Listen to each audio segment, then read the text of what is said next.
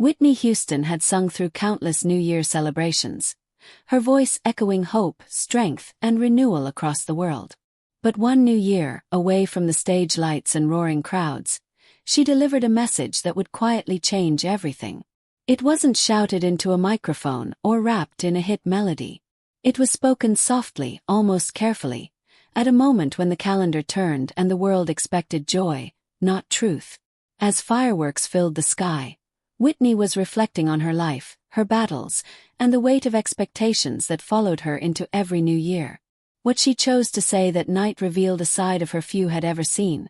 Not the icon, not the legend, but the woman standing at the edge of a new beginning, questioning what really mattered and what she was willing to leave behind.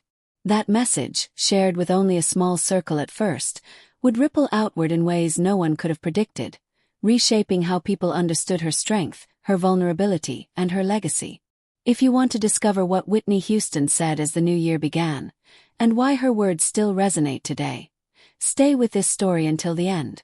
Subscribe, like, and turn on notifications because what you're about to hear isn't just a New Year's message. It's a turning point that changed everything.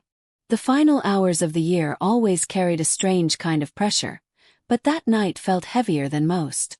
Whitney Houston stood near the balcony doors of a quiet hotel suite, watching distant fireworks bloom over the city skyline. From above, the lights looked celebratory, almost innocent. From where she stood, they felt loud, demanding, reminders that the world expected joy, brilliance, and certainty from her as the clock moved toward midnight. Inside the room, everything was still. No entourage, no producers, no microphones waiting. Just the hum of the city far below and the steady ticking of a clock on the wall. Whitney held a glass of water in one hand, untouched, while the other rested lightly against the window. Her reflection stared back at her. Familiar, iconic, yet different tonight. The woman in the glass looked tired, thoughtful, and deeply awake. For most people, New Year's Eve was about celebration. For Whitney, it had become a moment of reckoning. She had spent decades singing about love, hope, faith, and perseverance. Her voice had carried people through weddings, heartbreaks, funerals, and moments of triumph. Millions believed her songs because they sounded true, because when Whitney sang, it felt like she meant every word. But standing there in the quiet, she wondered how much of that truth she had been allowed to live herself. The past year had been brutal in ways few could see clearly. Headlines told one story. Whispers told another. And the truth lived somewhere in between, fragmented, exhausting, and lonely. She had smiled through interviews, waved to fans, and stood tall under the weight of expectations that never seemed to loosen their grip. Every comeback was supposed to fix everything. Every performance was meant to prove something. Every new year promised a clean slate that never quite arrived. Whitney took a slow breath and closed her eyes. She thought about the girl she once was, the one who sang in church without fear, without contracts, without an audience judging every breath she took. That girl hadn't known fame. She hadn't known scrutiny. But she had known joy. Real joy. And as the countdown to midnight crept closer, Whitney realized how desperately she missed that feeling. A soft knock interrupted her thoughts. She turned to see a close friend step into the room. Someone who had been with her long enough to understand the silence. No loud greeting followed. Just a quiet smile and a shared understanding that this night was different. They sat together at the small table near the window, the city lights framing them like a distant audience. People think New Year's is about starting over, Whitney said after a moment, her voice calm but heavy. But sometimes it's about finally admitting what isn't working. Her friend listened, saying nothing, letting the words land where they needed to. Whitney leaned back in her chair, staring at the ceiling. She felt the familiar tug between who the world wanted her to be and who she actually was. For years, she had tried to reconcile the two, believing that if she worked harder, sang better, stayed stronger, everything would eventually align. But this year had stripped that illusion away. The truth was uncomfortable, but it was also clear. She was tired of pretending she was okay when she wasn't. Tired of letting silence protect everyone but herself. Tired of entering a new year carrying the same unresolved pain. As the clock struck 11:59, the city seemed to hold its breath. Whitney felt her own chest tighten, not with anxiety but with resolve. When midnight arrived, when cheers erupted outside and fireworks exploded across the sky, she didn't jump or celebrate. She simply spoke. "This year," she said quietly, "I'm choosing honesty, even if it costs me." The words weren't dramatic. They weren't rehearsed. But they carried a weight heavier than any song she had ever sung. In that moment, Whitney wasn't addressing fans or critics or history. She was making a promise to herself, one she knew wouldn't be easy to keep. Outside, the world welcomed the new year with noise and color. Inside that room, something far more important had shifted. A message had been spoken, not to millions but to the people who mattered most. A message that would guide every choice she made from that night forward. And though no cameras captured it, that quiet declaration marked the beginning of a change no one would fully understand until much later. The morning after New Year's Day arrived without ceremony. No countdown, no fireworks, just pale winter light slipping through the curtains and landing softly across the hotel room. Whitney Houston woke slowly, the events of the night before returning to her in fragments. The silence, the words she had spoken, the sense that something irreversible had begun. She sat up in bed and let her feet touch the cold floor. For a moment she stayed there, grounding herself in the physical reality of the room. This was the part of life no one applauded. No stage lights, no applause. Just breath, heartbeat, and the quiet awareness of being alone with her thoughts. Her phone was already buzzing. Missed calls, messages, notifications stacked on top of one another like unanswered questions. Whitney didn't need to open them to know what they were about. The industry never truly slept, and honesty had a way of unsettling people who benefited from silence. She wrapped a robe around herself and walked toward the window. The city looked different in daylight, less forgiving, more exposed. She wondered if this was how she would feel now too. Seen more clearly, judged more harshly. The words she had spoken the night before echoed in her mind. "I'm choosing honesty, even if it costs me." She hadn't said them lightly. A soft knock came at the door, sharper than the one from the night before. When she opened it, her manager stood there, eyes alert, posture tense. He stepped inside without waiting for an invitation.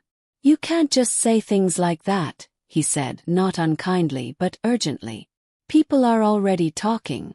Whitney turned back toward the window, her arms crossed. "People are always talking." "Yes, but this is different," he replied. "You didn't deny anything. You didn't spin it. You let the silence speak." She finally faced him. Maybe silence has been the problem. The room filled with a tension thicker than any argument. He exhaled slowly, rubbing his forehead. "We need to be careful. There are contracts, sponsors, a lot of people depend on the image." Whitney felt something harden in her chest. "What about the person?" He didn't answer immediately, and that pause said more than words ever could. Later that afternoon, Whitney arrived at a rehearsal space she had used for years. The walls had absorbed countless melodies, countless attempts at perfection. Today the room felt colder. The band members greeted her warmly, but there was an edge beneath the smiles, curiosity mixed with concern. She stepped up to the microphone, adjusting it slowly. The familiar weight of it steadied her. This was where she had always told the truth, even when she couldn't speak it elsewhere. They began with an old song, one she had performed hundreds of times. But halfway through the first verse, Whitney stopped. "I can't sing it like that anymore," she said softly. The musicians looked at one another. "Like what?" someone asked. "Like I'm untouched by it," she replied. "Like I'm above the pain." She closed her eyes and tried again, this time letting the cracks show. Her voice trembled, not from weakness but from honesty. When she finished, the room was silent. "That's different," one of the backup singers said carefully. Whitney nodded. "It's real." Word traveled fast. By evening, rumors were already shifting shape. Some said she was unstable, Others said she was preparing a dramatic reinvention. A few whispered that she was becoming difficult. Whitney heard it all secondhand, each version stripping away another layer of control she once had. That night, alone again, she finally opened her phone. One message stood out, short, unexpected, and unsettling. Be careful what you reveal. Not everyone wants the truth out there. No name. No number she recognized. Her fingers tightened around the phone. She had faced criticism before, faced hostility, faced public judgment. But this felt different. This felt like a warning. She replayed the message in her head, trying to decide if it was empty intimidation or something more calculated. The idea that honesty could provoke fear, not just discomfort but resistance, sent a chill through her. Whitney walked back to the window, watching the city lights flicker on as darkness fell. Somewhere out there were people who needed her silence. And somewhere deeper inside herself was a voice that refused to be quiet anymore. She whispered to her reflection, "I've spent my life singing the truth. I won't stop now." But as she set the phone down, unease crept in. Because for the first time, Whitney understood that telling the truth didn't just risk her career. It might put her in direct conflict with people powerful enough to make her regret it. And that realization followed her into the night, heavier than any note she had ever held. Sleep didn't come easily after the message. Whitney lay awake long after the city outside had gone quiet, staring at the ceiling as fragments of memory drifted in and out of focus. Concert halls, hotel rooms, laughter that felt rehearsed. Promises that dissolved the moment they were no longer useful. She had always known the music industry wasn't gentle, but tonight she sensed something sharper beneath the surface, a resistance that felt personal. By morning, she decided she wouldn't run from it. She dressed simply, choosing comfort over image, and left the hotel without an entourage. The crisp air felt bracing against her skin as she stepped onto the street. For once, she welcomed the anonymity. The idea that, for a few minutes, she was just another woman walking through the city with thoughts too heavy to carry alone. Her destination was a small recording studio on the edge of town, one she rarely used anymore. It had been recommended years ago by an old producer who valued honesty over polish. The place didn't look like much. Faded brick, a narrow entrance, no sign announcing its importance. But inside, it held something Whitney needed. When she arrived, the engineer greeted her with surprise and quiet respect. "Didn't expect to see you today," he said. "Neither did I," she replied honestly. The studio was dim, the walls lined with worn acoustic panels that had absorbed countless confessions over the years. Whitney sat on the stool in front of the microphone and closed her eyes. No band, no audience, just her voice and the truth she had been circling for far too long. She began to sing. Not a song meant for radio, not something marketable or safe. The words came slowly, shaped by pain and clarity rather than melody. Her voice cracked, then steadied.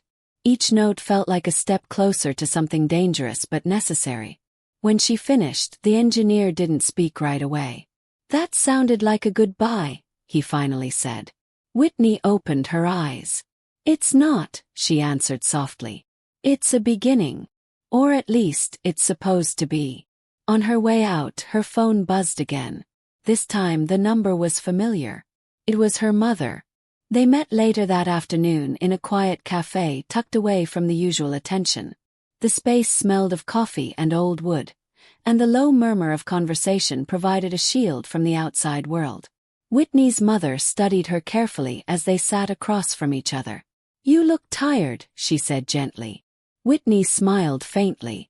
"I am. But not the way I used to be." They spoke about small things at first. Family memories, the way time seemed to move faster each year. Then the conversation shifted, naturally and inevitably, toward the storm gathering around Whitney.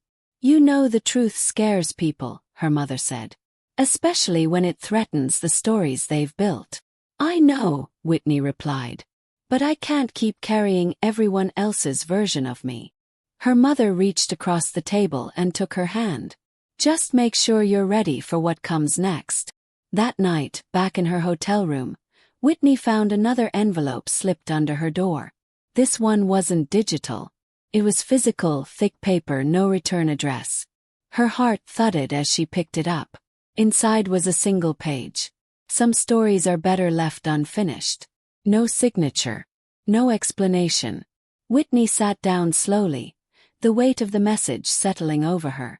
This wasn't rumor or speculation anymore. Someone was watching closely enough to know her movements, her intentions. Someone was invested in keeping her quiet. She thought about the recording she had made that morning. About the words she had finally allowed herself to speak. And for the first time, fear brushed against her resolve. But alongside it came something else. Anger, sharp and clarifying. She stood and walked to the mirror, studying her reflection. The lines on her face told a story of survival, not weakness.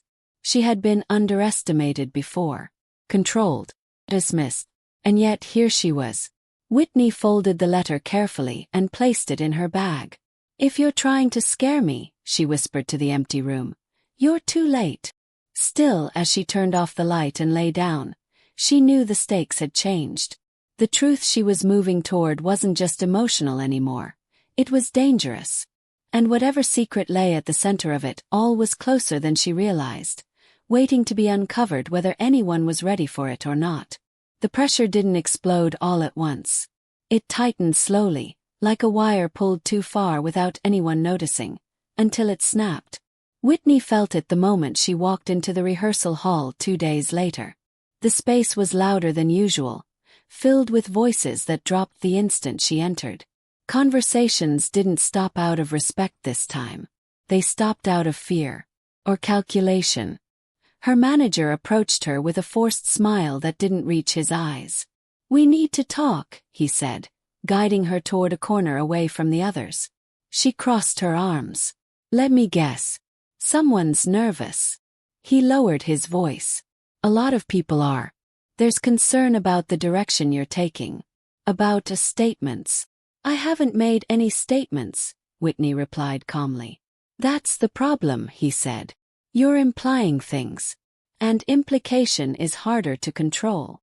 Before she could respond, a production assistant hurried toward them, panic written across her face. "There's an issue with the sound system," she said. "Your mic isn't responding." Whitney felt a flicker of irritation. "Then replace it." "We tried," the assistant replied. 3 times. They moved to the stage. Technicians crowded around the equipment, whispering and shaking their heads. Whitney tested the microphone herself. Nothing. No feedback. No sound. "This room worked yesterday," she said. One of the technicians avoided her eyes. "It's strange. The wiring's been altered." The word landed hard. Altered. Whitney stepped back, her pulse quickening. Accidents happened all the time in live production. But this didn't feel accidental. Not after the messages. Not after the envelope. Not after the sudden shift in everyone's behavior. Her manager cleared his throat. "Maybe we should postpone rehearsal. Let things cool down." Whitney looked at him sharply. Cool down from what? He didn't answer. Later that evening the story broke. An entertainment site published an article filled with anonymous quotes, claims that Whitney was unstable, difficult to work with, emotionally unpredictable. The tone wasn't concerned. It was dismissive, calculated, designed to discredit. She read it alone in her hotel room, each sentence tightening the knot in her chest. None of it was outright false. That was the most dangerous part. It was truth twisted just enough to serve a different narrative. Her phone rang. This time it was a producer she trusted, or thought she did. "They're pulling back," he said without preamble. "The network doesn't want controversy right now. Your New Year appearance is under review." "Because I didn't say anything?" Whitney asked. "Because you might," he replied quietly. She hung up and stared at the wall. This was the external conflict she had always sensed but rarely confronted head-on, the invisible machinery that decided when honesty became a liability. That night she received another message. Last warning. No threats. No explanation. Just 2 words, heavy with implication. Whitney paced the room, anger rising to meet her fear. She had spent her life being managed, shaped, softened, protected, until protection turned into control. And now, the moment she stepped out of line, the system moved swiftly to remind her who held the power. She made a decision. The next morning, she called a journalist she had avoided for years, someone known for listening more than leading, for letting people speak without carving their words into weapons. They met in a quiet office far from the usual glare. Whitney sat across from him, hands folded, voice steady. "I'm not here to confess," she said. "I'm here to explain." He nodded. "Explain what?" "The cost of silence." For hours she spoke, carefully, deliberately. About pressure. About image. About how truth was negotiated behind closed doors until it no longer belonged to the person living it. She didn't name names. She didn't accuse. She simply described the system. When she finished, the journalist leaned back, troubled. "You know, once this runs, you can't take it back." Whitney met his gaze. "I know." As she left the building, her phone buzzed again. This time it was a voicemail. Distorted voice. Controlled. "You're making a mistake," it said. "Some truths don't set you free. They bury you." Whitney stopped walking. The city noise faded into a dull roar as the weight of the moment pressed down on her. She realized then that this was no longer about reputation or career. It was about survival, emotional, professional, maybe even physical. And as she stood there, phone trembling in her hand, she understood one terrifying truth.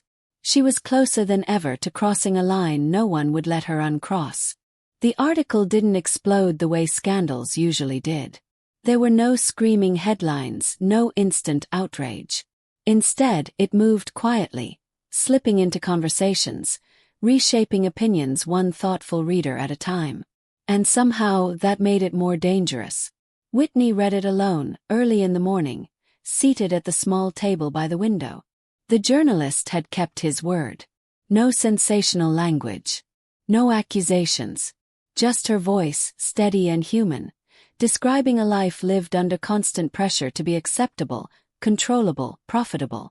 It wasn't a confession. It was a mirror. She expected relief when she finished reading. What she felt instead was exposure. By noon, the phone calls began. Some were supportive. Artists, old friends, people who recognized their own experiences between the lines. Others were colder, clipped, professional. A lawyer she barely knew left a voicemail reminding her of obligations. A former collaborator texted, "I hope you know what you're doing." A sponsor quietly canceled a meeting without explanation. The system wasn't shouting. It was withdrawing. Whitney sat on the edge of the bed, phone in her hand, realizing that punishment didn't always come as attack. Sometimes it arrived as absence. Silence. Closed doors. Later that afternoon, she attended a private industry gathering she had committed to weeks earlier.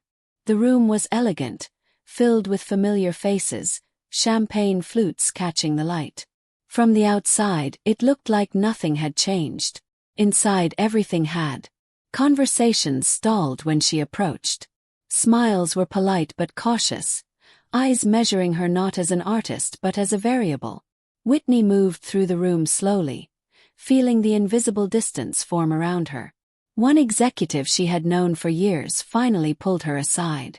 "You've put people in a difficult position," he said quietly. Whitney met his gaze. "I spoke about my experience." He shook his head. "You disrupted a balance." "Whose balance?" she asked. He didn't answer. That night, exhaustion settled into her bones.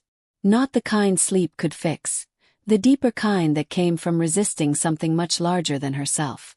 She returned to her hotel room and sank onto the couch, shoes still on, lights off. Her phone buzzed again. This time, it was a message from someone unexpected. A former assistant who had left the industry years ago. "They're scared because you're not playing the role anymore," the message read. "But there's something you should know. There always was." Whitney's fingers hovered over the screen. "Know what?" Type. Several minutes passed. Then a reply came through. There was a file. Kept quiet. about decisions made without your consent, about money, about narratives. Whitney's heart began to pound. "Where is it?" she asked. "I don't have it," the assistant replied. "But I know who does. And if it comes out, it changes everything." Whitney stood and began pacing the room, adrenaline cutting through her exhaustion. For years, she had sensed pieces missing from her own story. Contracts she hadn't fully understood, choices made in her name, consequences she alone had carried. To hear that there was proof, that someone had documented it, sent a tremor through her. "Why tell me now?" Type. The response came quickly. Because once you spoke, it wasn't safe to stay silent anymore. They agreed to meet the next morning. Whitney barely slept. Her mind raced, stitching memories together in new ways. Moments that had once felt confusing now felt deliberate. She wondered how much of her life had been shaped by decisions she never truly made. At dawn, she dressed carefully, choosing neutral colors, a quiet armor. As she left the hotel, she noticed a black sedan idling across the street. It didn't move as she passed, but she felt its presence like a weight on her back. The cafe where they planned to meet was nearly empty when she arrived. Whitney took a seat by the window, scanning the room. Minutes passed. And more. Her phone buzzed. Single message. "Don't come looking for it. They know you're asking." Her breath caught. Before she could respond, another message followed. This one from an unknown number. "You were warned." Whitney looked up just as the black sedan pulled slowly away from the curb. In that moment, clarity cut through her fear. The truth wasn't just dangerous because of what it revealed. It was dangerous because of who it threatened. And as Whitney sat there, heart racing, she realized the next step she took wouldn't just define her career. It would determine how much of her own story she would ever be allowed to reclaim. "I didn't meet anyone that morning. No file. No witness. Just the echo of how close I had come. I walked the city for hours after leaving the cafe, letting the noise and movement steady me. Every step felt deliberate, as if I were reclaiming something piece by piece. My pace, my breath, my sense of direction. For years, my life had been charted by others. Today, even fear felt like proof I was finally steering. By the time I returned to my hotel, the sun was low and the room was washed in amber light. I stood in the doorway for a long moment before going in, aware that whatever I chose next would ripple outward. Silence had always been the safer option. Kept doors open. Kept people comfortable. It kept me protected in ways that looked like success from the outside. But silence had cost me more than anyone ever admitted. I sat at the small desk near the window and took out a notebook I'd carried with me for years, mostly empty. I hadn't trusted my own words enough to write them down before.